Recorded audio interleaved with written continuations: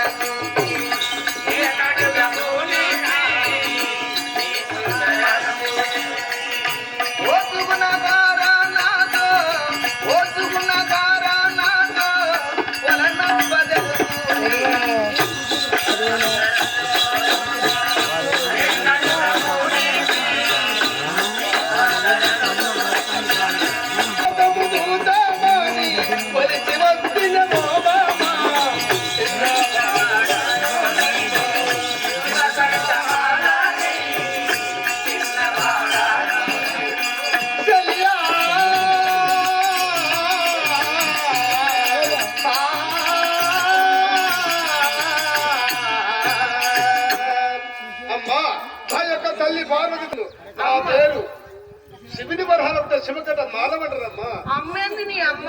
నేను అమ్మాయిని, అమ్మని కాదు. అల్లేదు నేను. ఇప్పుడు అమ్మ అన్నాడు.